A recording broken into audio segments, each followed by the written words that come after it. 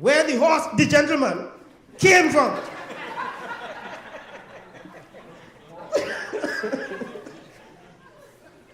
Try and understand where he came from. Get to know his father, if his father is around. And if the father is not around, why not? Get to know his mother. This is why young people take the boyfriend home. Take the girlfriend home. Don't hide them. Because, let me tell you what are the advantages. When a girl takes a boy home, the boy doesn't want to go there unless he has a certain level of seriousness. And especially if the father of the girl was a runaround, he can spot a scam a mile off. Because he knew what he was up to. So that's the guy to take him home to, so that the father would be able to have a chance to examine him. Let them meet him, so that you could begin to understand the pedigree, the home background, because that is the type of guy you will be marrying. Breadfruit don't fall far from the tree. It is the same as the tree. Don't matter how much he nice up himself now, he is similar to his father. She is going to come from the same type of home. I was interviewing a lady. She brought a young girl to me that they were having some difficulty with. And she did not understand how come this child is giving her so much trouble. In fact, the court had now gotten involved and so on. So I said to her, I want to talk to you to find out some things about your own background. Because I suspect that whatever it is happening with your daughter really started off with you. And what you had started off with your mother. So as we're going along and so on and asking her to tell me something about herself and so on, and she said, well, she got into a bad relationship when she was born is because she got into a relationship with a man that never worked out, and it was her biggest mistake. I said, how old were you at that time? She said she was 18, but she wasn't mature enough and so on. I said, well, your daughter is just about 19. She is due for a child anytime now. And then she said she had an abortion, the same daughter, when she was 18. I said, so you see? Because she is living out the mother. So in any man who gets into their relationship with that daughter needs to understand some of the complexities the mother went through in order to be able to understand the issue of the pedigree. Are you all with me? Yes. Right. Sometimes when you all stay so quiet, I'm not too sure whether I've lost you all, whether you all are still with me. So know the pedigree. Also, if you're looking for a relationship, I learned this from fishermen. A fisherman would go out, and he say, I'm going out today and I'm catching grouper. I said, well, how can you go out there to determine you're catching grouper? You didn't lay down fish there. And sure enough, they'll come back with grouper. Then, as I sat down with these fishermen know which fish hang out. They also know what times those fish hang out in those places, what season, what time of the day, what tide they hang out there. They also know what is the temptation these fish will fall for. All of that. And they go out there, they determine which fish they want, go out there at the right spot and bring it back. If you're looking for a mate, ladies and gentlemen, know where to fish. That's important. You can't stay at home. I meet so many nice people and I said, how things going? Good. I said, but you know, I don't have a man yet, I'm not married, or I don't have a girlfriend yet, I'm not married. I said, no problem. Where have you been going? Well, I'm not really into going out and so on and be home. What do you think it is? Home delivery? You've got to go out there. You've got to meet people. You've got to go to various things and know where you're going to fish for them. If you want a Christian, where do you think Christians hang out? In church. You see? You can't be going to a bar. You can't be going to a dance to be able to find Christians, though some of them hang out there. But you've got to go.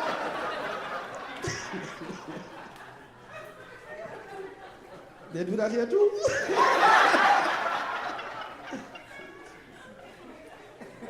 You've got to know where to fish.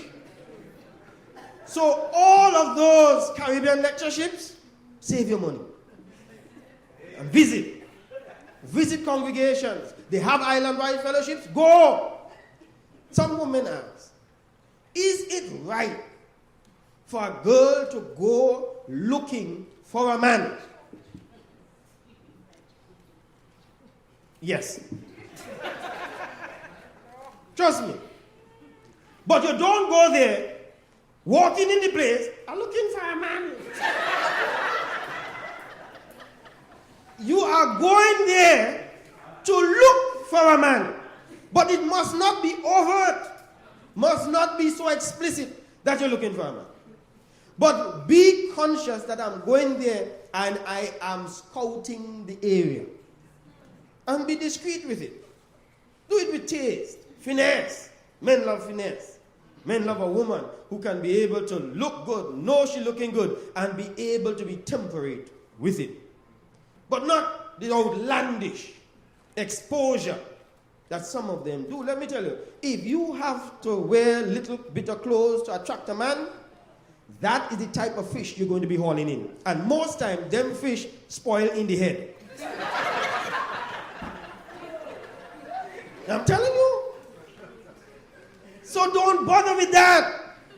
Don't be figuring that you want to be able to attract a man with your body. Because somehow or the other, God made another woman somewhere with the same parts. So your part is going to start to dwindle and shrinkle. And so therefore, he may look for a different part that is not as shrinkled as yours. Don't allow that. Let a man value you. Let him appreciate who you are. And if he's any good, he'll stick around because of who you are.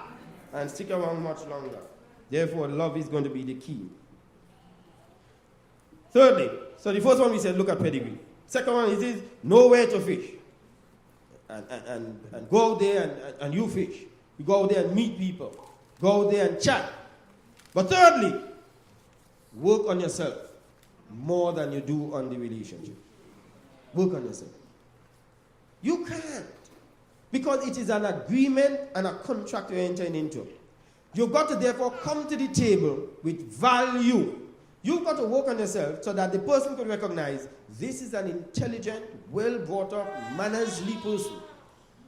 And therefore, you deserve somebody who has comparable qualities, who can also match value with value.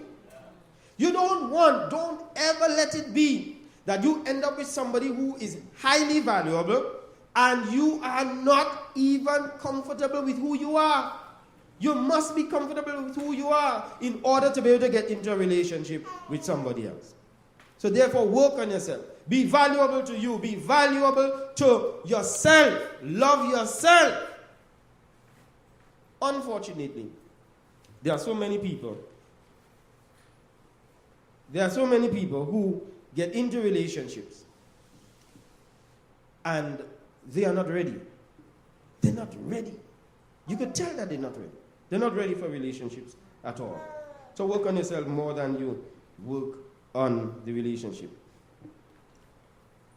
There's something called pre-digested thinking. This is what pre-digested thinking is. I meet a girl, and because I'm attracted to the girl, everything about the girl is good. I like her walk. I like her bold foot. I like the way how she just dress. I like her hairstyle. I like her attitude. But my mother may tell me, boy, that girl, she already yet, you know. there are certain things about the girl and she'll name out. Nah, mommy, you don't know she, you know. And we have trouble trying to convince our teenagers to watch that young man. That young man looked like a player. Sometimes, even the girl's girlfriend would say, your boyfriend was hitting on me. And I have known of a particular couple, two girls who have been friends from since school. The friend told her that this boy is watching me a certain way. I don't trust him. But she keeps saying that is jealous. She's jealous because the boyfriend is so good looking and her boyfriend, well. So one day, the boyfriend is dropping her home. The friend, not the girlfriend, dropping the friend who met the friend and was dropping her home. She took the drop and passed the girl's junction, going this way. And she said, where you going? We're just going for a drive. And he said, no, drop me off. He will not drop off. Went somewhere, sit down, and say, trying to talk. I'm not talking to him. I want you to drop me home. She stood her ground. And he tried to lean over to kiss her and to hold her and so on. And she got angry, jumped out the car, and did the rest, walking, took her car, went home. So she called her friend, said, I want to talk to you. Friend came, sat down, and she started to talk to her.